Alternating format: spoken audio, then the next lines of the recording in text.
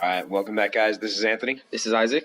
So today we're going to talk about protein and exercise, what things we're looking at as far as the effects of protein, the timing of protein, myths around protein, and the amount that you need when you're working out and maybe when you're not working out.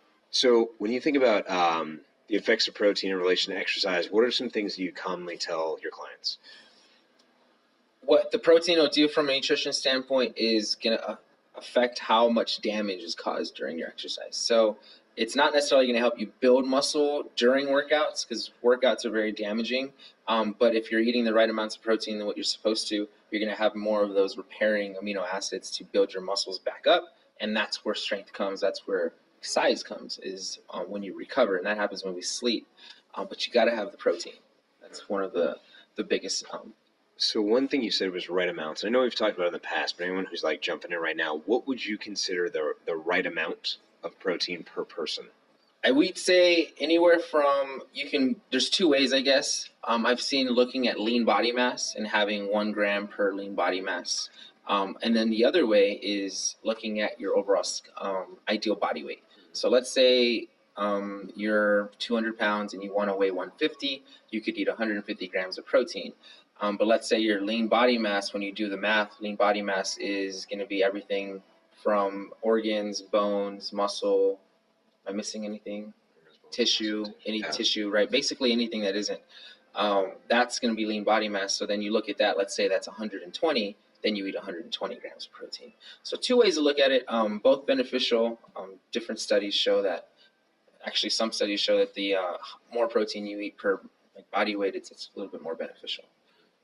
So when you're instructing someone about the effects, the benefits, what do you tell them is important about the timing of protein? Kind of this ties into the overall food. So this would qualify for carbs and everything, just a meal. If they're having a solid meal, and here's hoping that it's balanced and it's supposed to be what it's supposed to be, but if it's balanced and everything, I'm telling them about 3 to 5 hours before exercise. If it's somebody eating small amounts, 300-400 calorie meals, 500, I'd say 3 hours is okay. But if you're eating anything above 700-800 calories, it takes a little longer to digest. So give yourself 4 or 5 hours. That way, when all of the when your body's finally done digesting that food, all those nutrients are ready to be used for your workout. We get better performance, get a little bit less muscle damage because you have the proper proteins and fats and carbs, which helps you recover quicker, and that's where performance and muscle size can come. If it doesn't fit that window of the 3 to 5 hours, then we're looking at something that's very easily digestible, and that's where our shakes come in. So shakes can be anywhere from 45 to 90 minutes. Of course, if it's somebody who just needs 1 scoop and is doing maybe just milk and protein, water and protein, then 45 minutes should be good. If you're doing what we call a super shake or something you can get at the cafe downstairs, give yourself about an hour to 90 minutes. Again, same exact rules apply. It's all going to be chopped up, ready to use when workout is ready, as opposed to eating a big meal, working out within an hour. Not as great of a workout, might have some issues down the road. So that's the timing aspect of it all. Which do you think is more important, the protein before the workout or after the workout, or possibly even during? Yeah. I used to think post-workout, post. Again, part of the myths, right, of you have a window. But again, looking at the true science and the actual studies, it's been shown that pre-workout fuel is way more important than the post-workout. And then from a window of building muscle and things like that, of kind of that optimal, what do they call that? The anabolic window is what they would refer to as, right? That's true. So that has been shown that can go up to 24, 48 hours, and it's better for your hormones. We get a bigger growth hormone response, testosterone, and what have you. So immediately slamming that protein shake 30 minutes after might not be as beneficial as having that meal 4 to 5 hours before. I definitely know it's not as beneficial. Well, and the other part of that, too, is once you start eating after your workout, your fat metabolism is going to slow. Your body's not going to be breaking down as much of the stuff that you're trying to get rid of. So that would also be a huge hurdle. Ever since I made those adjustments to my timing, every workout is much better. Every workout. Before, sometimes I'd have a bad habit of fasting into my workouts, and it'd be 2, 3 o'clock with nothing other than maybe water, and it's just, yeah, the workouts got done, but from a performance standpoint, I couldn't do as much. I stopped at rep 8 versus rep 12. Little things like that you notice.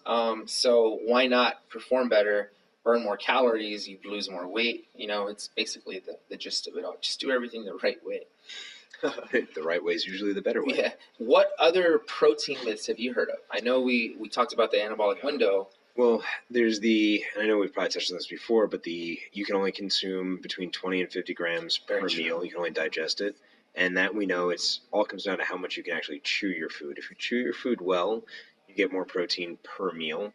If you're having a shake and you put 100 grams of protein in it, it's going to be a lot better than if you sat down and eat 100 grams of protein from chicken. Because the chicken, we have to assume that you chewed it up well, you have enough stomach acid, everything else. Whereas the shake, it's already chewed up, air quotes, but that'll help. Obviously, protein digestion and everything else is relative, but you're not wasting any protein. Your body's going to metabolize it. We talked about the protein myth of having too much protein, having a acid-like effect on your bloodstream. I see. Yeah, that's right. Bad for your kidneys that people say. And a lot of times that's not necessarily the case, because if you had a kidney issue, you would know about that. But from a timing standpoint, a lot of people also use amino acids all day. And the whole point behind the amino acid studies is you get a spike in amino acids that actually increases protein synthesis in the body. When you're doing it all day, there's no spike, so there's no increase in protein synthesis. Because it's just leveled out the whole day. So your body just assumes those amino acids are supposed to be in there versus that spike, which causes the body to actually need a change. Now, your amino acids, isn't that slightly spike your blood sugar and insulin a little bit, right? Amino acids are known to do that. Yeah, and most people don't take plain amino acids. You see it all the time where people have punch or mixed berry or something. Exactly. So you're using, let's say, 4, 5, 6 scoops of amino acids into a gallon jug of water, and you're getting the artificial sweeteners. You're maybe getting regular sugar, things like that. So you're getting an insulin spike all day. So, and even then, for those fasters, people who fast and use the BCAAs is to not break the fast. It's still breaking the fast. Yeah. Anytime you're taking in really anything that's going to have an impact on your hormones that's not water, and with that said, of course, caffeine.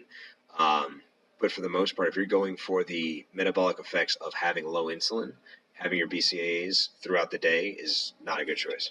Okay. Even if you're in ketosis and you're having those BCAAs all the time, eventually your insulin will rise. And then you're out of ketosis. Got you. All right, Tony, so what would you say, there's whey protein, there's vegan protein, collagen. What's best for somebody who's exercising, whether it's pre-workout, post-workout? If someone's exercising, what's the best shake for them? Well, the best one is always the one that agrees with your body the most. Listen to your body. If you read something that says whey protein is the best, but every time you have a whey protein shake, you feel like garbage, it's not the best for you. As far as digestibility goes, I would say if we're looking for speed, either the collagen peptides, because it's already broken down, and it's not sourced from dairy, so it's sourced from the actual cartilage of the cow, versus like whey protein, which is coming out of your very important dairy. For people who are lactose intolerant. Exactly, which could cause some of that bloating.